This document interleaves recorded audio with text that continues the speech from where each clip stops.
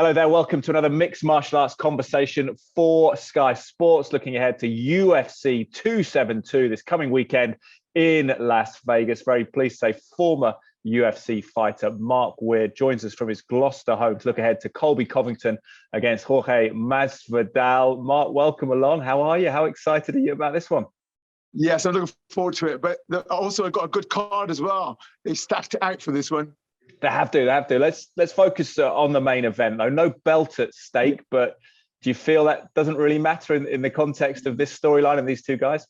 It's an actual grudge match. I can't think of anything worse when you've got a teammate who you trained next to, you're celebrating together, and then all of a sudden something went wrong. Them two were on an interview. I watched it this morning, and talking, and some of the stuff they're saying is just so. I've heard some people reckon it was hype to get a big payday, but I don't think to that degree. It was so nasty. It certainly has been. It's been fiery, hasn't it? To what extent will the animosity affect the fight, or will it be more significant the fact that they know each other so well from training together?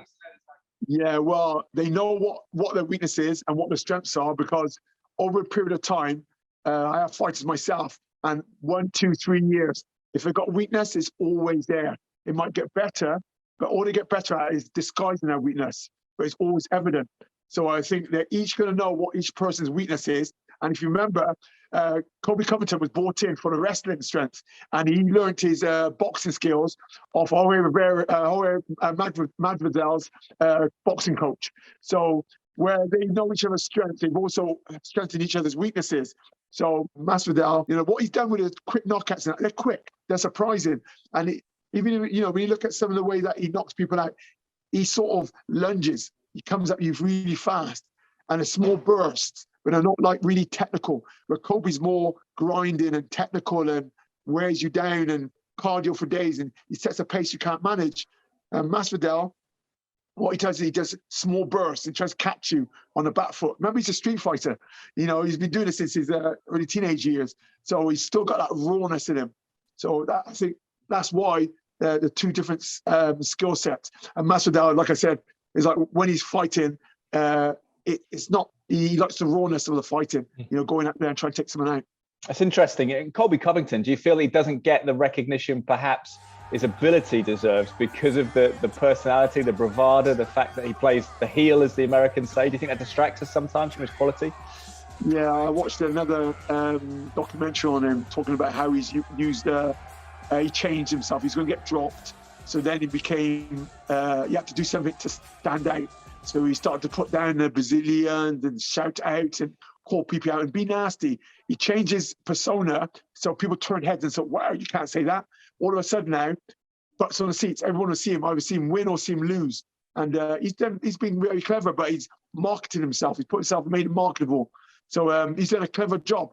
And I think part of it is it's not that. He did put butts on seats. He was quite boring, they found him. But when he changed himself, is when he's fighting in Brazil, everything just changed from there. His way he's bouncing off, and I think he's going to stay that way as well. That's what makes money. What do you expect of that or what do you assess that as an example for young fighters? Do you think it's a path to follow, or do you feel that he goes too far, perhaps burns too many bridges?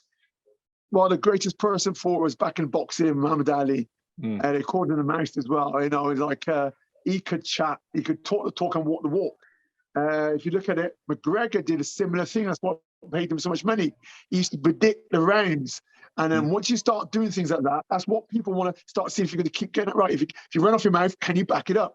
And so in a sense, it's a draw. So what he's done, he's looked through history, studied it through psychology, and he's realizing, I'm sorry, if someone's just slagging someone down, you see it. You want to see what really happens at the end. So it's like watching a series or a movie. You want to see what the end is going to be. And that's what puts people's butts on the seats to see what the outcome is going to be and what they're like. If they carry on, they want to see the next fight. If he pulls it off, if he doesn't, they want to see what the response is going to be. What do you expect Covington to move on to if he wins against Masvidal? Do you expect him to have a third pot shot at Usman, or do you think there's talk of him maybe even stepping up to fight Stylebender at 185? That's a big gap, that though, isn't it? Yeah, and he's really, really good for that weight. I think he'll stay where he is. He'll probably milk the welterweight division. I think looking at him the way he is, I can see him. He'll probably taunt Usman, but if I give him a third one, maybe if he deserves it after, beating about another 2 or 3 people. But he's definitely at the top. Do you expect this one to go the distance? Covington's the pre-fight favourite with the bookmakers. Do you expect it to go the distance? Does that play into his hands? Do you expect him to win if that is the case? No. I don't believe it's going to go the distance. I'll be surprised if it does.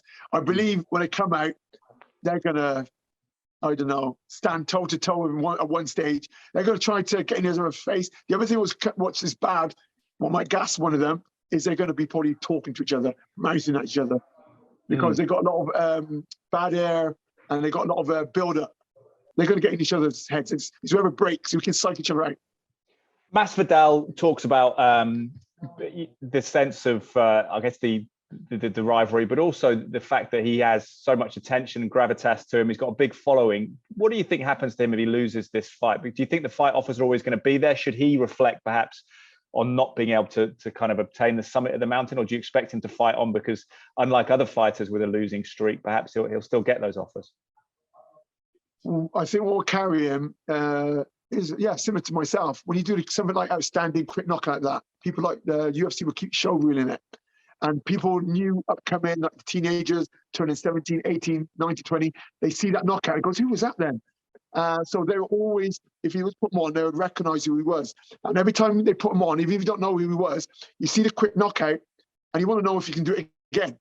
So he's got a marketable fight, which can make him last longer than an average fighter. But it is a sport, and UFC is always looking for new, fresh blood. So I think the person who wins this has got a chance to keep going and keep rising. But the person who loses has got a chance, or probably a chance to lose their standing and reputation. They'll probably look at different angles. Yeah, crossroads fight, as they call it, don't they, in the fight game. What's your prediction, Mark? Give it to us. Do you expect a reconciliation at the end of the contest? Win, lose, or draw for either fighter? When I look at it, because of the strength of the Usman fight, I have to go for Colby Covington because of that strength of that fight alone. Colby shows less cracks in his armor, where Jorge Masvidal, he's had a lot of street fights as well. And if you have a lot of tough fights, bare knuckle especially, they can have a toll in you later on down the line. You've probably seen guys who have hard fights, they don't have a long shelf life because the chin starts to go after a while. So I think, to myself, 100%, I really do believe, I say 100% because I don't know. But I think Colby's got it in the bag in this one. If he doesn't get overconfident, and he's doing it for a reason. He's trying to make a statement, but he's got a lot to back up as well. Knockout, submission, he tends to split his wins, doesn't he, Covington, across those two methods? I think Colby Covington would be coming in heavy to hands and going straight to his wrestling because he'll set a pace he believes he will have to handle. But it'll be mainly his wrestling and what will change things. But he won't come in stupid like to try and just stand up with him. Because that was his, Masvidal's strength. He'll use his hands. He's better on his hands than mine, but he'll try and close him down and wrestle. Fantastic. So how many rounds do you think it will go? Or do you think it'll be early? Looking at it, the pace, I'll give it 3. 3. There you go. Yeah, it's a 5 round. It's a 5-rounder. They know not to go too mad, but they know, but I know Colby will try and set a pace which he can't keep up. So it'll be about 3, I believe. Well, I look forward to it, Mark. Brilliant stuff. Early hours of the morning UK time. Get the coffee on and appreciate Unbelievable fight card. I'm looking for the whole event. Good man. Really appreciate your time as well. Good luck with your training, your fighters as well at the moment as well. We look forward to their continued rise, and we'll speak to you again soon. And thank you to those watching as well. More MMA content, remember, skysports.com.